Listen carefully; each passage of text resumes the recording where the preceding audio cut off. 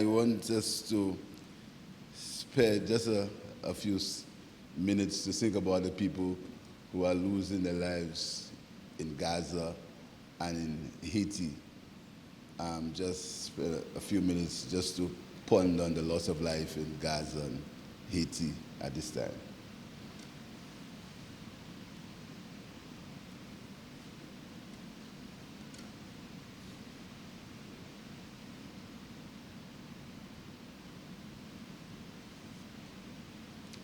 Thank you very much.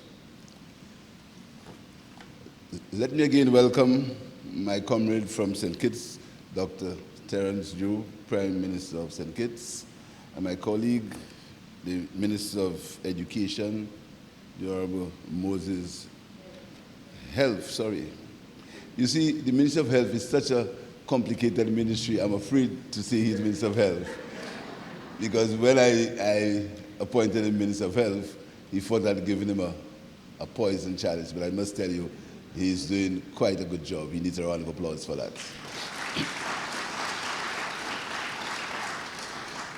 The Chief Medical Officer, the Permanent Secretary, and I would also to publicly, and Dr.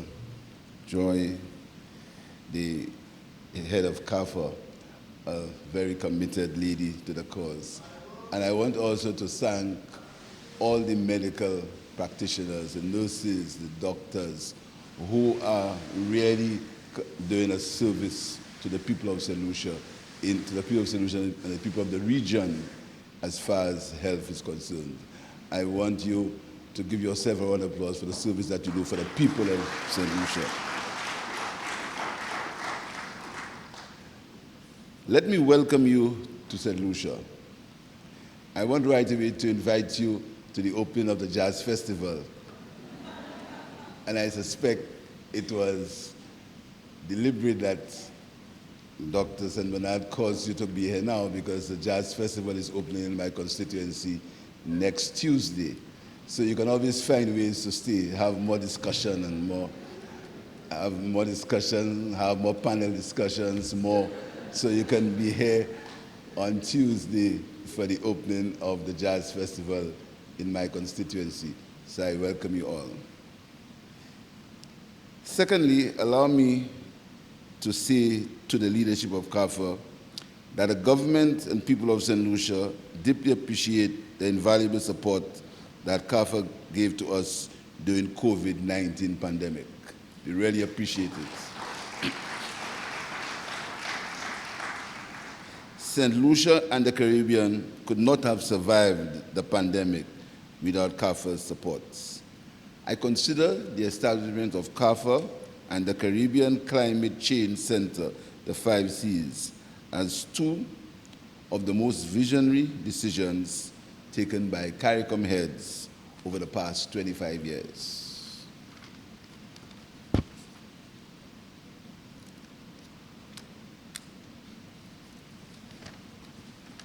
Thirdly, I must also thank CARPHA for choosing St. Lucia as the venue for this important conference on this critical theme. This conference offers an opportunity for all stakeholders who are committed to and interested in helping to abate crime and violence in St. Lucia and across our region to be part of this discussion. I welcome the research focus of this conference because it will help to fill some of the gaps in our understanding of both the drivers of crime and violence as well as their public health impacts at an individual and community level. As I reflected on the themes of the various panel discussions and presentations of this conference, I came away with these 4 thoughts.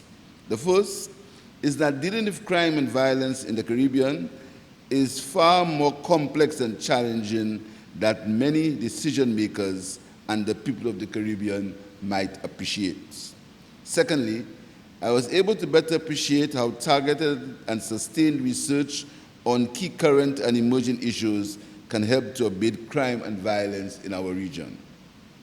Thirdly, I felt reassured that we have the intellectual capacity in the region to address what is arguably the biggest threat in the sustainable development of the Caribbean. My fourth thought is captured in this question that I pose to myself and now to you. How can we organize the abundant intellectual talent in our region to support evidence-based decision-making on crime and violence? I'll be offering some thoughts on this question later in these remarks. I was struck by the theme of the panel discussion, which will follow my address, and which is posed as a question: tackling violence in the Caribbean. Can we win? I can tell you that every prime minister and every minister in our region is of one mind about this. We are determined to win because the consequences of failure are too frightening and too severe to even contemplate. Whenever a homicide occurs in St. Lucia, the question that dominates my mind is, what must we do to win or to stop it? How can we deploy a whole of society approach in our countries and region? How can we marshal our individual and collective resources in our countries and region to ensure that we win? How can we learn from each other's successes, good practices, and mistakes? And I want to make a special appeal to politicians and political aspirants. It's time that we stop the idea of trying to gain political points with crime statistics. It is time we stop it. Everyone should stop it. The blame game is over. The blame game is over because the crime issue covers governments. Successive governments have the same problem. We have to try to get a solution, and the blame game and calling for resignation of ministers, that will not help. We've passed that stage. We've passed it. It's near a pandemic. We've really passed that stage. I feel this conference and others to follow as critical elements in our WIN strategy. Importantly, this event allows us to continue refining some of the ideas and recommendations made at a special regional symposium on a similar theme in Trinidad and Tobago. The consensus reached at this event, which was attended by CARICOM heads of government, was that there is considerable scope for public health management approaches to be used to prevent and control crime. My hope is that following this conference, a regional task force will be established to supply CARICOM countries with a medium to long-term action plan while we continue the implementation of short-term measures. In this regard, in St. Lucia, last month, I appointed a minister with specific responsibility for crime prevention. Specific responsibility for crime prevention.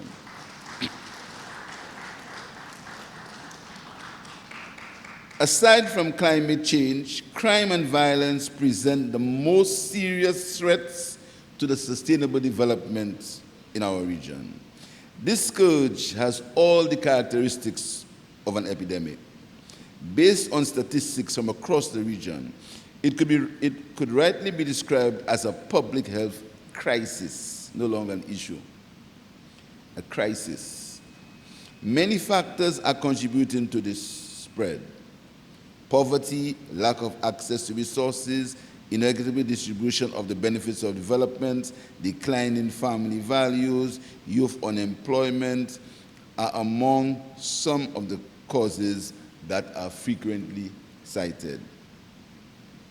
Enabling the spread of this virus is the rapid emergence of a gang culture that seems to have no age limits, commenced at 6s and 7s to contain its spread within communities and especially within the school system. There is much that we know, but there is so much more that we don't know and don't understand about crime and violence in our region. After decades of research, we still do not fully understand why individuals respond differently to the same environmental factors. For example, we know that children who are maltreated are at high risk for antisocial behavior and criminality later in life. But we can't explain why most maltreated children often from the same family, do not become delinquents or criminals. Research done in other parts of the world says that this may be done to the way certain genes interact with various environmental factors. Despite not having a clear understanding of the situation, my government is working to remove as many of the environmental factors as possible. We know too that poverty and unemployment are major drivers of antisocial behavior. But we also know that most people who are poor or unemployed do not resort to crime. The standard policies used by governments to create decent jobs involve stimulating the economy and setting a livable minimum wage. However, in the absence of the right mindset, no wage will be adequate, and therefore, government's efforts to delink poverty and unemployment on the one hand and crime and violence on the other will not succeed. For some people, any job is better than no job, while for others, a job that does not pay enough is not worth doing. Some people will take on as many jobs as they can to help them to achieve their goals, while others look to one job to achieve their goals. One obvious explanation that people are wired differently. However, I raise these questions because they point to the need for deeper research to help governments to design and implement policies and strategies that will elicit the desired responses from most of the target population. These concepts notwithstanding, my government continues to do all that it can do to provide decent jobs, to help pull our citizens out of poverty. We are making steady progress. The number of persons with jobs increased from 75,000 in 2020 to 97,000 in 2023, representing 86% of the working population. St. Lucia has seen consecutive declines in its unemployment rate every year since July 2021. The rate dropped from 21.9% in 2021 to a near record low of 14% in 2023, but we are still not satisfied. My government is very encouraged by the overwhelming responses of St. Lucian youth to its youth economy program. A youth economy agency was established by an act of parliament in 2022 to carve out a unique space in the economic system for youth entrepreneurship and business growth, and to provide young people with opportunities to turn their hobbies into entrepreneurship and their skills into businesses. The agency provides finance, business development, marketing support, and training and mentorship. Since it was launched a year ago with a $20 million financing from the Caribbean Development Bank, this agency has funded 445 projects in areas such as arts, agriculture, production, marketing, sports, and wellness services and technology. Our hope is that beyond creating a national ecosystem of 3,500 young entrepreneurs, this initiative will create a feel-good culture among our young people and help them to build confidence in themselves. Related initiatives which are being financed by the U.S. government for the Caribbean Business Security Initiative in St. Lucia include the Youth Resilience, Inclusion, and Empowerment Program, which seeks to develop the learning output of St. Lucian youth to prepare them for professional job opportunities, connect them with professional development initiatives, and strengthen community and family structures that impact youth development. Additionally, the program entitled Opportunities to Advance and Support Youth for Success, also funded by USAID, seeks to improve the diversion of youth away from custodial sentences, support evidence-based and treatment in rehabilitation and diversion, and facilitate the reintegration of youth into St. Lucia community after rehabilitation. We also have ACT, which is a program set up by the St. Lucia Social Development Fund to help young men avoid crime when we see the tendency for them to get involved in that kind of behavior. It is also our hope that young people who wish to venture into lawful businesses will avail themselves of the opportunities created by the Youth Economy Agency. However, we harbor no illusions that those who are now engaged in the business of crime will move to lawful business. We need to have a clearer understanding why a growing number of young people in our region choose to ignore the clear evidence that only outcomes from a life of crime are temporary or permanent loss of freedom or loss of life. Why don't they understand that? We need to understand what is driving our people into gangs and what is keeping them in gangs. We need to understand these dynamics so we can devise the right policy and strategic responses. What seems to be clear from the research is that often the roots of antisocial behavior go back into one's childhood. Given this consensus, the logical question that arises is how do we set up an early warning system that allows government and their social partners to act as soon as red flags of antisocial behavior are raised? This is a huge challenge that is beyond the capacity of any one social institution acting alone. Still, it is a challenge that we must address head-on. Among other things, it will involve redefining the roles and functions of our police, our schools, our primary and secondary health facilities. It may even involve redesigning our police stations to better deliver community policing. It will require an integrated data management system linking our schools, health and wellness centers, and police stations in all communities with the goal of spotting, sharing, and treating early warning signs, such as poor mental health, physical abuse, poor family relationships, and criminal behavior tendencies, and to track the progress of these individuals over time. The growing presence of gangs in our schools also means that we must rethink the role of our schools, as well as the content of the school curricula. To reduce or prevent violent behavior among school-aged children, our schools will have to become more than mere providers of academic-based education. Emphasis must also be placed on equipping students with the requisite emotional intelligence, including self-awareness, self-control, and social problem solving to thrive in a school or community that is at risk of gang violence. Besides schools, our primary and secondary healthcare facilities have critical roles to play as increasingly victims of violence are treated.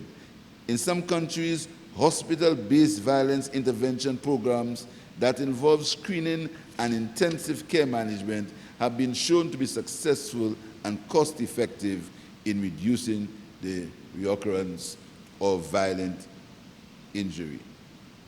One area that we must give more attention is the management of public health impacts of violent crime. Admittedly, our social institutions are not set up to fully handle this imperative in all its dimensions. It is now standard practice for family members and witnesses of violent crime to ask news reporters to hide their faces and to alter their voices when carrying stories on incidents of violent crime. This is a clear sign of fear that can linger long after the incident is forgotten, and it can manifest itself in long-term mental, physical disorders and revenge, including non-communicable diseases such as diabetes and kidney disease. Recently, early morning joggers in St. Lucia who discovered the victim of a homicide in a parked car spoke of their fear of continuing their exercise routines, pointing to the indirect impacts on violent crime on personal life. Of great concern to me and my government is the diverse impact of violent crime on children, which goes beyond experiencing or witnessing violence and includes the loss of one or both parents, impairment of emotional health, poor performance at school, and a higher tendency to drop out of school and the need for revenge. Reduced employment opportunities and a stronger likelihood of engaging in antisocial behavior. while the increasing presence of the internet, children are also victims of cyberbullying. The effect of violent crime on the emotion and physical health of our security forces and medical personnel is also of great concern. While my government continues to provide unprecedented resources to our police, it has become clear that only a multidisciplinary, proactive, and evidence-based approach can bring about a sustainable abatement of crime and antisocial behavior in our country. Acting on the WHO's advice, my government is aiming to address the underlying risk factors that increase the likelihood that an individual will become a victim of violence. Public health and public security share similar policy objectives, as they both aim to provide the maximum benefit for the most people.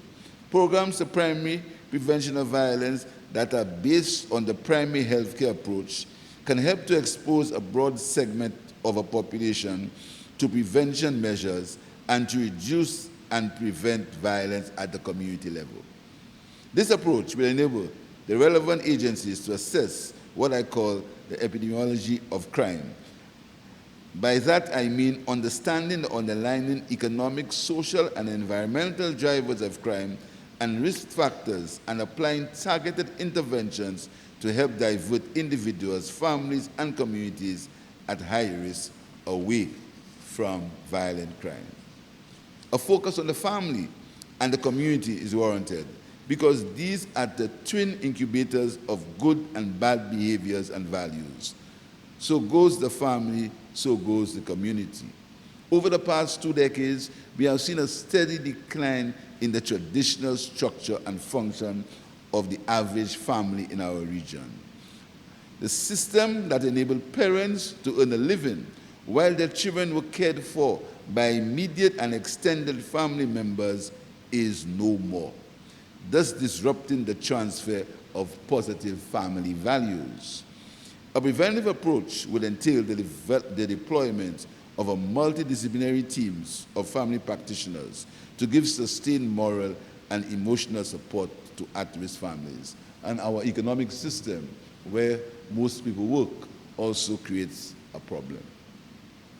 I also see benefits from applying the primary health care architecture in our countries to public security, with community police stations adopting the preventive culture and approach of community health centers, contributing to research on standard public security data, and feeding intelligence to a central point where it can be analyzed and recommendations sent up the chain of command for targeted interventions in antisocial behavior hotspots. Of course, this will have to be done in a secure and confidential manner. In my address to the Regional Symposium of CARICOM Heads of Government on Crime, I recommended that CARPHA's high-quality laboratory services and technology and research be replicated in tackling violent crime. I believe our region will benefit immensely from having an effective network of crime labs at the national and regional level.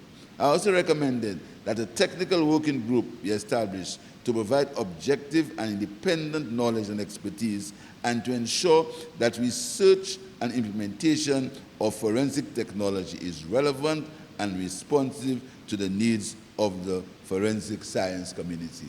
And the work at the University of the West Indies could also be integrated. Adopting a public health approach to public security will require huge investments in capacity building, both in terms of equipment and training of frontline personnel. Ideally, we all need a comprehensive assessment of the training needs for the adoption of a whole of government and whole of society approach to crime prevention and control. We need a core of well-trained and resilient counselors and psychologists in our schools and communities who can handle the emotional stress of working with at-risk children and provide family therapy for young people at risk of gang involvement and exploitation. I believe all Caribbean governments would benefit from a targeted and sustained action research agenda that provides real-time data on trends and dynamics of violent crime at various hotspots. It seems to me that to be effective, this data will need to be generated at the level of the individual who may be predisposed to criminality. Much of the evidence on strategies to prevent and reduce crime and violence focuses on children and adolescents. However, additional research interventions are needed to address crime and violence throughout the life of an individual.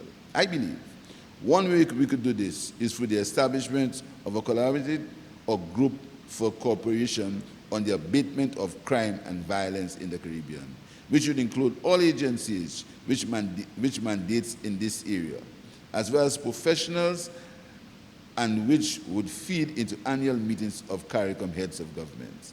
I believe this issue is critical enough to warrant at least a full day of discussion that would lead to decisive action. Without a doubt, the incidence of crime and violence in the Caribbean presents a public health crisis. This is surpassed only, for the time being, by the COVID-19 pandemic. The same degree of resolve, ingenuity, and commitment that we used to overcome the pandemic must be applied in dealing with the crisis created by the crime and violence in our region. And it is a crisis. It's a real crisis. We must win the war against criminality in our countries. Failure is not an option. I commend and thank all who worked tirelessly to stage this conference. I encourage all of you, first-time and repeat visitors, to carve out some time during your stay with us to experience as much as St. Lucia has to offer and to attend the Jazz Festival in my constituency. I thank you very much.